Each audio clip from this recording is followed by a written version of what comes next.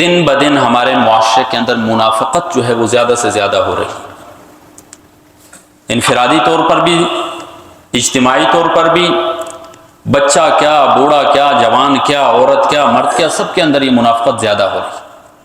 منافقت کیا چیز ہے؟ منافقت یہ نفاق سے نکلا ہے، نافق ینافق نفاقا و منافقتا، چھپانا، حقیقت کے اوپر پردہ ڈالنا۔ یعنی منافق شخص جو ہے وہ حقیقت حال کو چھپاتا ہے، حقیقت حال کو چھپا کر جو دوسرا رخ ہوتا ہے اس کو سامنے لاتا ہے۔ لسان العرب کے اندر اسی طرح النہایہ کے اندر علامہ ابن اسیر نے بڑی زبردست بات کی ہے، لفظ منافقت کی انہوں نے تحقیق کی ہے۔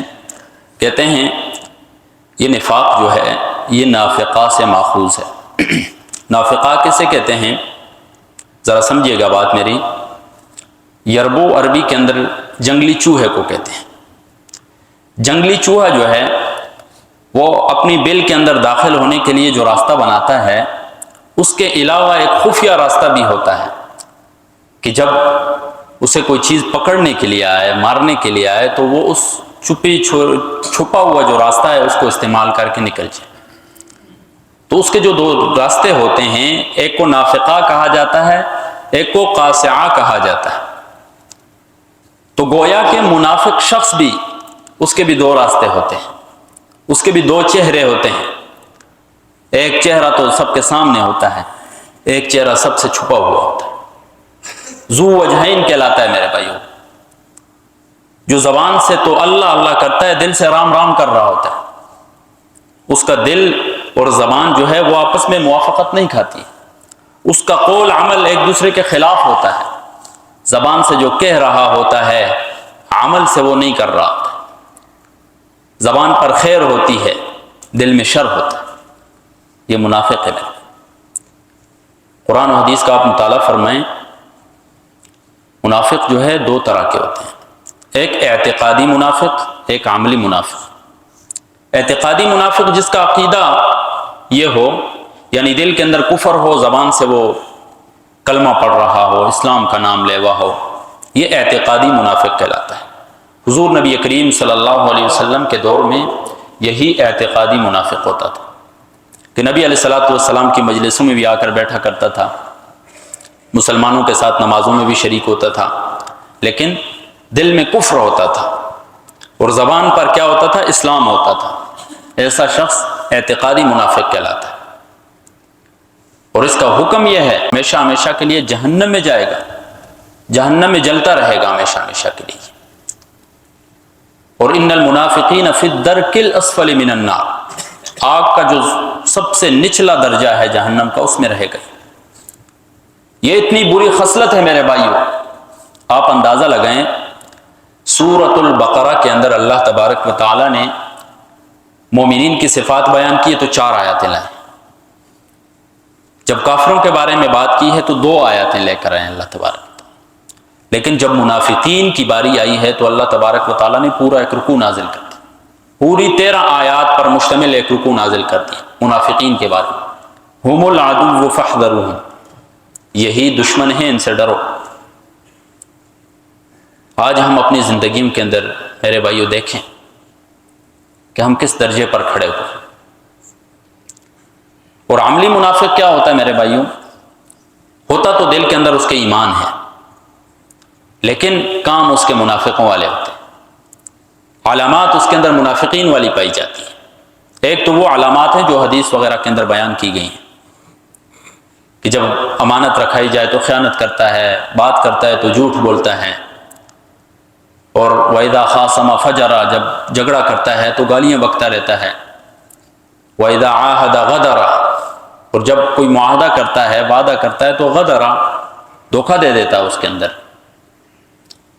لیکن اس کے علاوہ بھی اور بہت سی چیزیں ہیں میرے بھائی، منافقین کی اور بہت سی بھی چیزیں ہیں میرے بھائی اس کے اندر۔ کون کون سی چیزیں ہیں؟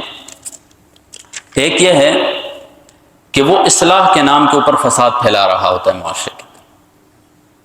معاشرے کے اندر کیا کہتا ہے؟ کہتا ہے میں تو لوگوں کی اصلاح کے لیے، لوگوں کی بلائی کے لیے یہ کام کر رہا، لیکن حقیقت میں وہ فساد پھیلا رہا ہوتا ہے۔ قرآن اس منافق کو اس طرح بیان کرتا ہے وَإِذَا قِيلَ لَهُمْ لَا تُفْسِدُوا فِي الْأَرْضِ، اور جب ان سے کہا جاتا ہے کہ فساد مت پھیلاؤ زمین کے اندر، قالوا، تو وہ کہتے ہیں انما نحن مصلحون، ہم تو اصلاح کر رہے ہیں۔ اصلاح کے نام کے اوپر جو ہے فساد پھیلا رہے ہوتے ہیں۔ قرآن برملا اعلان کر کے کہتا ہے الا انہم هم المفسدون، یہی فساد پھیلانے والے ہیں جو اصلاح کے نام کے اوپر فساد پھیلاتے ہیں۔ آج دیکھیں معاشرے کے اندر آپ، اصلاح کے نام کے اوپر جب فساد پھیلایا گیا، گھر برباد ہو گئے، تباہ ہو رہا ہے معاشرہ میرے بھائی اس چیز کی وجہ سے۔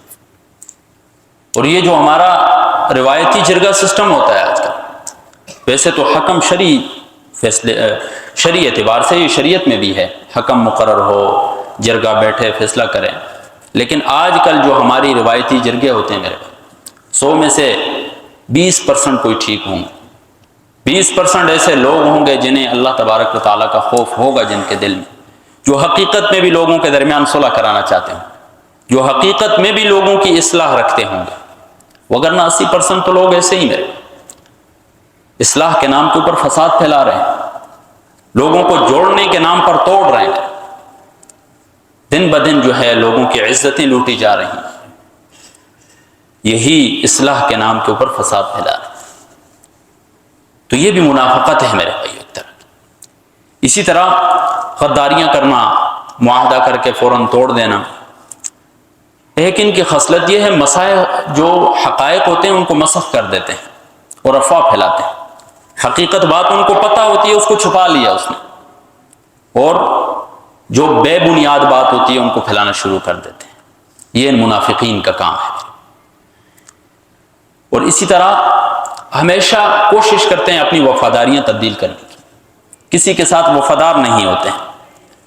قرآن اس چیز کو ایسے بیان کرتا ہے الذین یتربصون بکم، وہ لوگ جو آپ کے انتظار میں رہتے ہیں، فإن کان لکم فتح من اللہ قالوا الم نکن معکم، یعنی جب مومنین کو فتح ہوتی ہے تو ان کے ساتھ ہوتے ہیں، اور جب کافروں کو فتح ہوتی ہے تو ان کے ساتھ ہو جاتے ہیں۔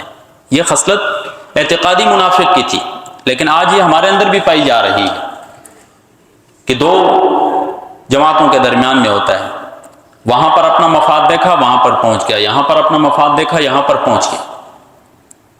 یہ منافق کی خصلت ہے۔ مسلم شریف کی روایت ہے حضور نبی کریم صلی اللہ علیہ وسلم نے اس چیز کو مثال کے ذریعے سمجھایا کہ منافق کی مثال اس بکری جیسی ہے کہ جو دو ریوڑوں کے درمیان ہوتی ہے، اس ریوڑ میں بھی جاتی ہے، اس ریوڑ کے اندر بھی جاتی ہے، نہ اس ریوڑ کے ساتھ وفادار ہے نہ اس ریوڑ کے ساتھ وفادار، کبھی اس کے اندر منہ مار رہی ہوتی ہے کبھی وہاں پر منہ مار۔ تو منافق جو ہے اللہ کو بھی دھوکہ دے رہا ہوتا ہے اور عام مسلمانوں کو بھی دھوکہ دے رہا۔ ان المنافقین یخادعون اللہ وهو خادعهم، منافقین جو ہیں وہ اللہ کو دھوکہ دے رہے ہوتے ہیں۔ اللہ کو کیسے دھوکہ دے رہا ہوتا ہے؟ اذا قاموا الى الصلاة قاموا کسالى، نماز کے لیے کھڑا ہوگا تو بڑا سستی کے ساتھ کھڑا ہو، نماز کا کہو تو فوراً جو ہے لیٹ جاتا ہے، سستی طاری ہو جاتی ہے اس کے اوپر جب بھی نماز کا نام لیا جاتا ہے، جب بھی دین کا کوئی بھی کام کہا جاتا ہے تو سستی پھیلاتا ہے، سستی والا رویہ دکھاتا ہے۔ یہ منافق ہے، اور یہ کس کے ساتھ منافقت کر رہا ہے؟ اللہ تبارک و تعالیٰ کے ساتھ کر رہا ہے۔ مذبذبین بین ذلک، نہ ادھر کا رہا نہ ادھر کا رہا۔ یہ منافق کی خصلتیں ہیں۔ اور ایک خصلت کیا ہے؟ قرآن بیان کرتا ہے چرب لسانی جو ہوتی ہے، یعنی میٹھی میٹھی باتیں کرنا۔ اذا رأیتہم تعجبک اجسامہم وان یقولوا تسمع لقولہم، جب آپ دیکھیں گے ان کے اجسام، ان کے جسموں کو، ان کے لائف سٹائل کو، ان کے اٹھنے بیٹھنے کو، تو ایسے بھلے معلوم ہوں گے، آپ کہیں گے ان سے تو کوئی اچھا شخص ہو ہی نہیں سکتا ہے معاشرے کے۔ وَإِن يَقُولُوا تَسْمَعْ لِقَوْلِهِمْ، جب وہ بات کریں گے ایسی لچھے دار گفتگو کریں گے کہ بندہ سنتے ہی رہ جاتا ہے کہ اس سے تو زبردست کوئی گفتگو کر ہی نہیں سکتا ہے، لیکن لوگوں کے سامنے جو ہے یہ چہرہ پیش کیا ہوتا ہے، حقیقت میں اس کا چہرہ دوسرا ہوتا ہے۔ لوگوں کے سامنے خیر کا رویہ اس نے رکھا ہوتا ہے، دل کے اندر اس کے شر ہوتا ہے۔